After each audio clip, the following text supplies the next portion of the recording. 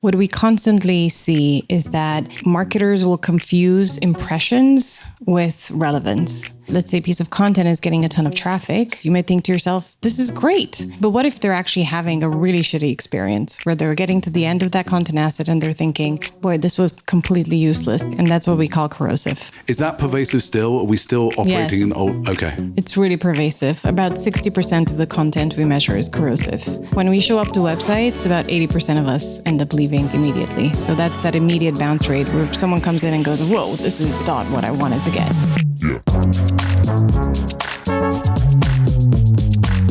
My guest today is Gansca. She's the CEO and co-founder of Notch, where she helps Fortune 500 brands build content that captures and converts. Why does this matter? Because in the world of AI, your website, your digital presence is more important than ever. It's where AI learns about your brand and expands upon it. And has the playbook for success. I met up with her in New York City. We recorded this episode in front of an audience of CMOs live at the Guggenheim Museum. We get into how to crack personalization without being creepy, how to beat the rising tide of AI slop, and why high-quality content remains both king and queen. Here's my conversation with live at the Guggenheim. Hey, how you doing? Hey, Josh, I'm good. I'm very excited to be here. We're recording here live at the Guggenheim. That's not something you do every day. I'm just going to translate all that positivity into we can do amazing things. It's great. I completely agree with that. I think there's this new era after having a lot of chaotic negative press cycles that I feel like it's turning around. So hopefully we'll have a good summer. But now I'm going to ask you a depressing question, if that's okay. Go for it. I love depressing questions. I'm Eastern European. So I'm a marketer. Every single day, multiple times a day, I feel like a publisher, an agency, a consultancy, especially an ad tech firm will reach out to me and claim they have the latest and greatest AI silver bullet that will solve every known problem I could ever have. There's like an AI barrage happening. You're on the other side of the fence from me in terms of you're actually in an ad tech company or a consultancy. Can you advise me on how I should handle all these calls? And how do I know I'm not just getting snake oil? Great question. I think we're going through a hype cycle right now where because of the nebulousness of LLMs and the fact that fundamentally not even the builders of the LLMs know exactly how they work, it lends itself to a lot of speculation and fear-mongering. So some combination of your brand is not getting mentioned in LLMs and here's a brand visibility rank for you does very well when it comes to catching someone's attention and getting them to want to purchase something. How do I deal with it? It's actually quite frustrating for me too, because I'm not one to make promises I can't keep. We've been building Notch for 10 years and we work with most of the Fortune 500 brands. So we're not here because we are in the business of selling snake oil. I like that. That makes sense. We're going to get into Notch in just a little bit because not everyone listening to the pod may know of the company. Just give me your sense of the state of the marketing industry today. What's working? What's not working? What are you hearing? What are you seeing from your perspective? I'll start with what's not working. I think as an industry, we've gotten a little bit distracted with agents. I think we're getting too enamored with the idea that we need to market to agents, that now there's more agents that are coming to websites than humans, et cetera, et cetera. And we're starting to lose focus on the human. And the human is ultimately the decision maker. And I think this idea of zero-click marketing is not right because ultimately every time there's been a big shift in technology, whether it's been social media or something else, we've always said, oh my God, this is it. We're not going to need a website anymore. The reality is that human beings are yes and creatures. We like to have choice. And so I think LLMs are another channel. And I think we need to keep our focus on the human and creating a great experience for the human. And agents should be a part of how we think about marketing. So it seems to me that agentic commerce is still a little way away. As you work across your customers and as you connect with them, is that true for them as well? Is there anyone who's cracking agentic commerce right now, or are these agents, like you say, a little overblown in the near term? I actually think the direct commerce efforts are important. They're a big part of the future. But once again, I think it's a yes and. The journey of the consumer has just gotten more complex. There's now this LLM that is amazing at condensing a lot of information into a short process and giving you information in a way that you're inclined to want to consume it. But it doesn't mean that all the other things will die. What we know about LLMs and GEO for sure is that it makes all the other things important as long as you can be consistent, highly qualitative, and distinctive across all channels. So you just said a phrase there, what we know about LLMs thus far. What do you know about LLMs thus far? I think the most important thing I know is what I don't know. That's a good cop-out, but... Well, that's where some of that snake oil salesmanship is happening. It's where people are claiming to know things that can't actually be known. In terms of the things I know, what I know, put very plainly, is that if you do great marketing, you're going to get mentioned. And yes, do you need to have metadata and structures in there to be picked up by agents? Yes, you do. But the important thing is to have great marketing, to have great earned mentions, great reviews, great customer love across the board. And that's really going to increase your visibility. So let's just stack rank those things. I'm a CMO. I've come to you. I need help. What are the three things as a CMO trying to get ahead today do I need to really be thinking about to actually deliver on what you're saying there? The first thing I would do is I would run what we call a knowledge gap analysis, because what you want to understand is what are people searching for or likely searching for out there versus what is the knowledge you actually have. This is a really important thing, because if you don't have your source of truth as a brand, then you're basically relying on LLMs to make it up. The second thing I would do is I would create this agentic knowledge base and really think of the website as one of those inputs. But the reality is knowledge is currently siloed in many aspects of the organization, and you need to bring it all together and make it both agent readable and conversational for humans. The third thing I would do, which I don't know how many marketers here are doing, is really think about how I could get that PR department revved up. The more earned mentions you get, the more credibility you automatically have, especially in places that are of high trust. PR, comms, content. Let's just touch on Notch's past 10 years. You've really been focused on understanding engagement and content more than many other metrics that advertisers are focused on. Can you just give us a little potted history of what Notch has been doing and why it's interesting for my brands? We've been capturing data about how audiences journey through brand properties for the past 6 years or so. We capture data from the biggest websites in the world. And as such, we have this first seat in terms of the intelligence that we see around how the audience journey is actually changing versus not changing. And so what we've seen is audiences may start their journey in LLMs, but then they will go to social, or they'll go to search, or they'll directly go to a website. Then they'll come to a website. They're going to go through their validation process. They're going to try to connect with the brand, and then ultimately they will transact. What we've done for brands is really enable them to understand how to better create content that will resonate with their audience. What is the content that doesn't actually resonate with their audience, that's actually corrosive and is actually hurting their business results? And how should they organize their digital experience around all that content in order to essentially make it a slam dunk from a customer perspective? Corrosive is a good word. Can you just unpack this a little bit further, though? Give us an example of something where you found something out that you thought was going to be high performing for the brand and was not, and what underpinned that, why it wasn't, and then what you changed it to. I would say across almost every one of our customers, whether it's Zillow or Cox Automotive or some of the biggest banks in the US, what we constantly see is that marketers will confuse impressions with relevance. And I know that everyone talks about how impressions are a vanity metric, yet they are the number one metric that everyone still looks at. And so when you see that let's say, piece of content is getting a ton of traffic, you may think to yourself, this is good. Maybe you see that it's getting engagement. You might think to yourself, this is great. But what if people are actually consuming this content asset and not getting what they actually came there for? What if they're actually having a really shitty experience where they're getting to the end of that content asset and they're thinking, boy, this was completely useless. This was SEO games that basically caught me and got me to read all the way through. So across all of our customers, one of the first things we do is we create this quad chart where we have one axis is impressions and the other axis is either conversions or brand affinity.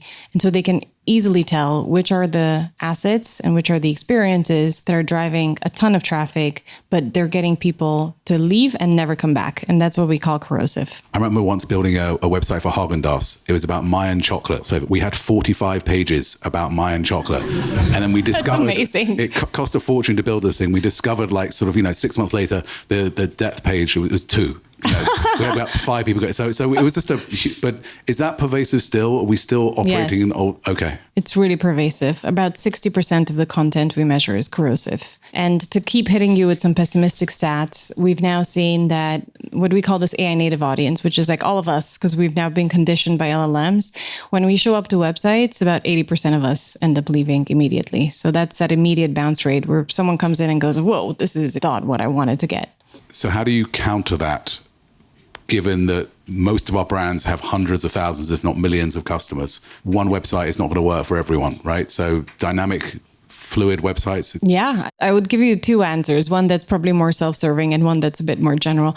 I think the most important insight for brand marketers is they should stop trying to make their websites about what they think they should be, and they should really start asking themselves, what does the audience actually want to see? I cannot tell you how many times the product marketing teams within large organizations will say, we need this product, it has to have this name because we brainstormed it so hard, and then under that there has to be the submenu, and it's just not the reality of how people search for things nowadays. The example that I like to use that my team is sick of is I've been looking for an electric car that doesn't look like a mom van, and that's the way I express myself. And I'm not going to express myself in keywords, and I don't know anything about car brands. And so manufacturer's website should be intelligent enough to allow me to say to it, I'm looking for an electric car that doesn't look like a mom van, and respond to me in a way that feels personalized and relevant. Earlier today, we announced that we launched ACE. It's essentially a personalization engine that allows every single person to get an experience of one based on their semantic input and a bunch of other data that we capture.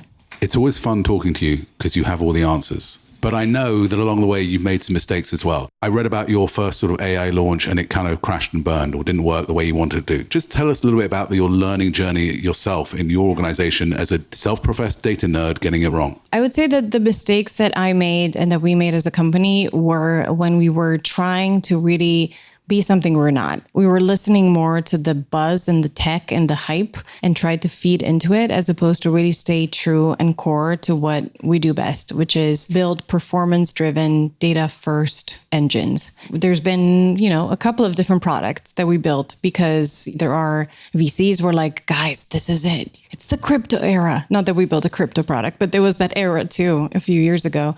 And it's tough because you listen to something that you think is a higher order voice that knows better than you. And then you realize that the only thing that really matters is listening to your customers and to your intuition. You're using AI day to day. You're vibe coding yourself. One of the perennial questions that's come up on Frontier CMO is that how much of a CMO needs to learn new skills like vibe coding or just coding versus the fundamentals. Where do you see the balance right now? What does a CMO need to be developing that is new? What needs to continue? The answer to that question is curiosity. I think you have to stay curious and you have to try new things. And that's why I vibe code as well. And that's why I try to build all my little apps, because I think there's something about pushing AI to its limits to see where it can really go. And it also makes you significantly more aware and less likely to fall for snake oil salesmen as well. So you're talking about walking the walk, not just talking the talk. How have you made that happen inside of Notch? How have you got your organization to actually embrace using the AI in their work as well? In our team, we had a group that just naturally gravitated towards AI and using every possible thing under the sun, myself included. And then there was a group that was probably more resistant to it. And so we decided to declare an AI mandate and really make it something that everyone has to use, that a certain percentage of our code has to be written with it, that the way that our sellers and our account managers prep for meetings with clients has to be done with an AI model. And I was really nervous. I honestly didn't know if we were going to be faced with a little bit of a revolution or not. Every single person on our team adopted it, and it almost needed that extra level of push to try to start to work with it. And our speed got faster, and so did our number of bugs. And so then we started building ways to navigate that and so on. So let's get a little listicle here. I'll share a couple, you can share a couple, but what are the 1, 2, or 3 things that have either helped you or helped the team actually embrace this AI moment and take advantage of it? So one thing that I personally did is I organized these live virtual sessions where we were just essentially vibe coding together and all working on different ideas and kind of sharing what we were working on together. One of the things I think is interesting from a marketing perspective, certainly at the more senior level, is you need to start building this stuff into the system. people get promoted earlier or get bigger bonuses or compensation if they are shown to be leading in AI. And that becomes one of the gating criteria. It actually helps set the signal both at the top, but also then do those smaller things in terms of day-to-day coding and lessons and learning. I have a lot of our Google customers, a lot of CMOs want to come to Google and get lessons of people actually using the tools, not really realizing you can use all these tools yourself directly right there and then, like Nano Banana and VO Flow and a bunch of all these other ones. It's very apparent to me, and I'm interested in your take on whether you can see which CMOs, which teams are not really embracing the technology, but claiming to at this point. I mean, for sure. No, no, but I can tell you that I think 25% of CMOs are probably pushing the boundaries of AI, and they're seeing around corners. You know, they're the folks that adopted a lot of this geo stuff early and are the first now to call it a bit of snake oil.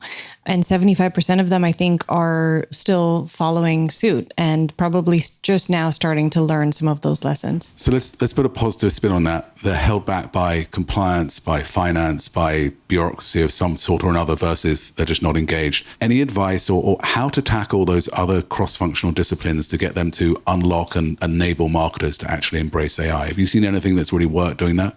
I think it's about creating very small pockets of experimentation and not waiting for cross-collaborative consensus for everything. That's one. It's really about allowing people to make mistakes. So create low-risk environments, like whatever you're doing with AI, create something that is not going to blow up your brand, but allow people to fail, because AI makes a lot of mistakes. And so we need to be able to allow it to make mistakes, to learn from it, to teach it, to move it forward. It goes back to curiosity and fear, because ultimately it's all about these basic kind of human emotions. If you're afraid of AI or you're afraid of being left behind, you're going to be held back from being curious. And I think the sooner you can switch that mindset to curiosity and just going to these tools yourself and start playing with them and try to break them, turn it into something fun. Like, I think the better you're going to realize how to lead your team. But from a professional perspective, can you give the audience here a couple of examples where companies you've worked with have actually embraced using AI to solve even a small problem or a new challenge, which has actually been successful? Like, what was the problem they were solving for and how did AI help? There's a lot of really great examples in the realm of generative AI for how generative AI can be used to make average content better or make corrosive content really good.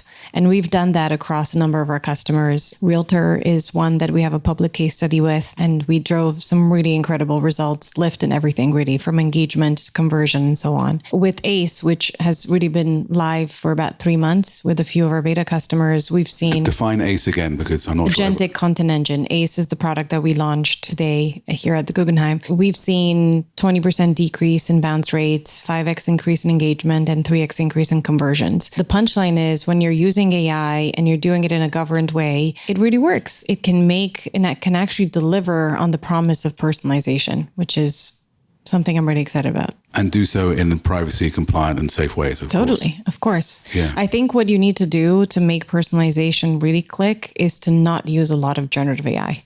And we've learned this. My co-founder and I were up last night making our own website live on ACE, and we learned a lot about how much to restrict generative AI versus how much to let it go. But if you can create the right rules and regulations around it, it can really drive a good experience. Were you making the website the last night because you forgot to do it? Or because this is the way you operate now, just-in-time production? We were making the website last night because we're so customer first that we were obsessed with getting our customers' live experiences live.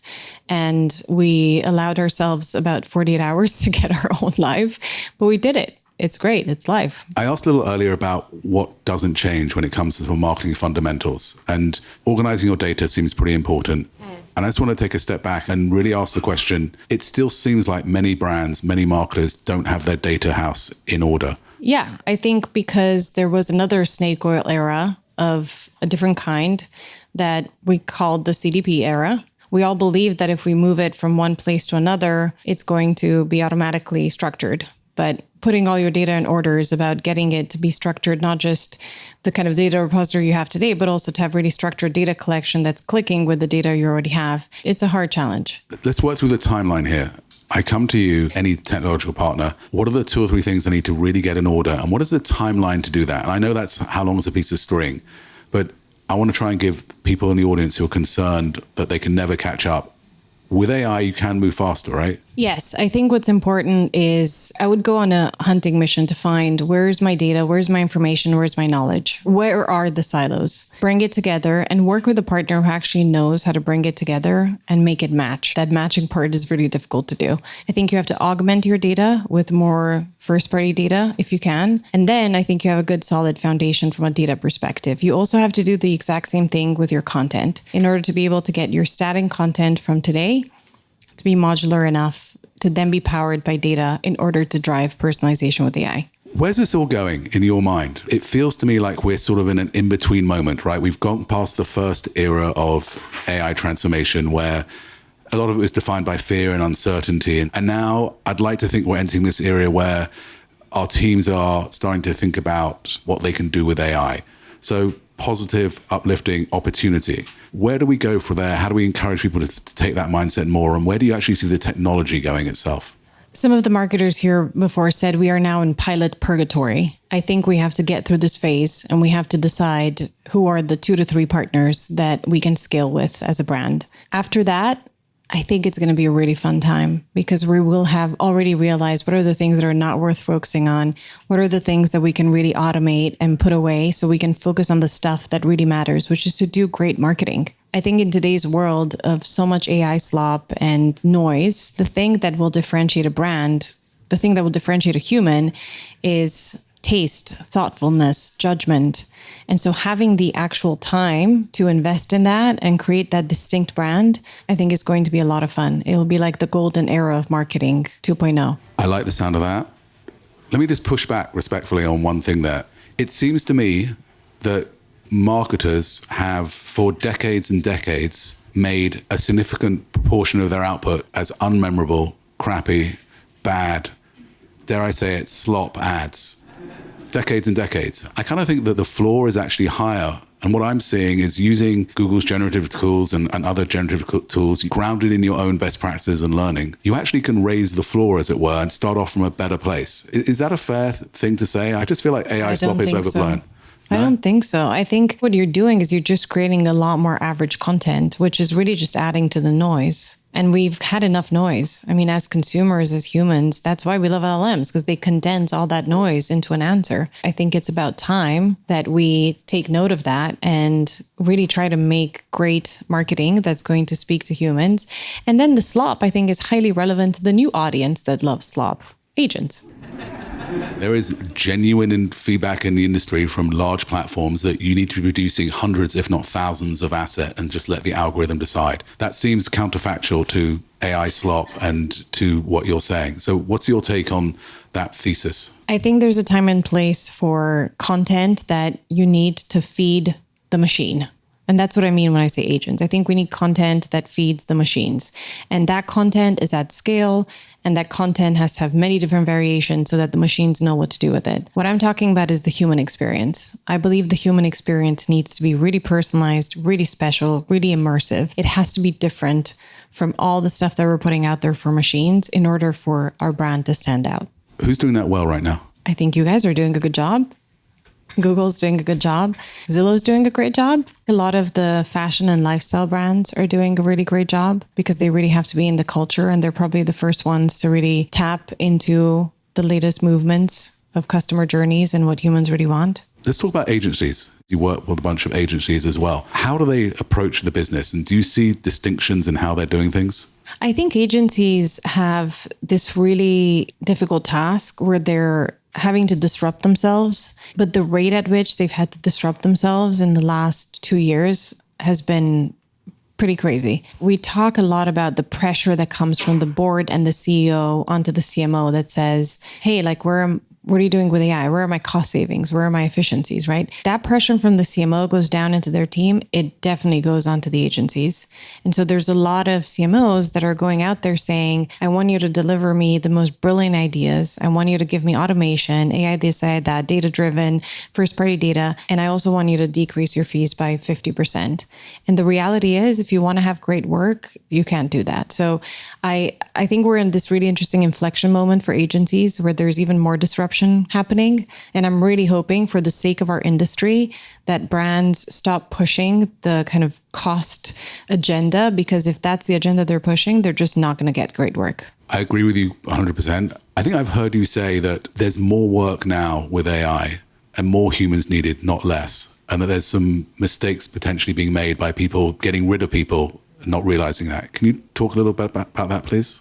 I think AI is creating incremental efficiencies in different types of tasks, but they're not AI, as far as I know, in terms of marketing, has not been able to fully automate the job of a person. And so when the pressure comes down from the CFO with the cost agenda, the context that gets lost is, one, we have to adopt these AI tools. Two, we have to ensure that they're working. Three, we have to ensure they're working at scale.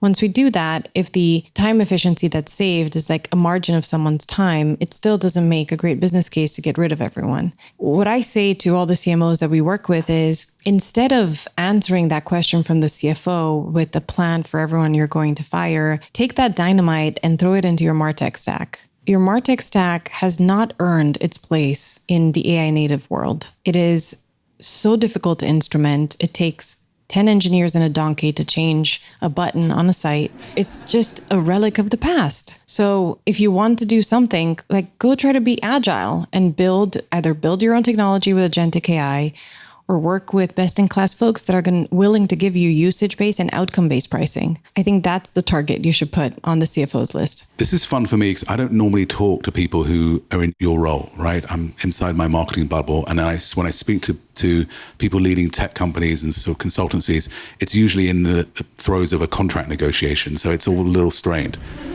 Okay, Ander, this is going to be fun. I'm going to ask you some signal and noise questions. Okay. Sounds good. Signal noise, websites are going to have a massive new renaissance in this new world. Signal. I believe in websites. I'm biased, but I have the data to prove it. Signal or noise, all the layoffs that have happened claimed to be because of AI in the past 3 years weren't really about AI. Signal or noise? Signal, 100%. Companies overhired during COVID, and this is just a good excuse to let people go. Okay, this is my favorite one because it's only 3 words. Signal or noise, content is king. Signal, definitely signal. Content is king and queen, I think, in today's era. I think it always has been. It's such a good kind of phrase. Ander, thank you so much for being on Frontier CMO. Thank you, Josh. This was so fun. Thank you. Before we wrap, I want to leave you with 3 takeaways to carry into your week. Think of these as your field notes from the frontier. First, don't buy the hype. The AI gold rush has created an industry full of bold claims and flashy demos. Before you adopt the next big thing, ask yourself, does this solve a real problem, or is it just another shiny object? As Ander reminds us, trust your judgment, not the hype. Second, don't confuse impressions with value. Ander said 60% of brand content is corrosive, driving customers away instead of pulling them in. More traffic, more clicks don't always mean a good customer experience. Focus on meaningful engagement. That's how we move away from vanity metrics. And third, the future of websites is still human. The marketers pulling ahead aren't using AI to flood their website with more content. They're using it to create smarter, more personal experiences. The websites that win respect their customers' time and deliver valuable content. Those are the sites people will keep coming back to.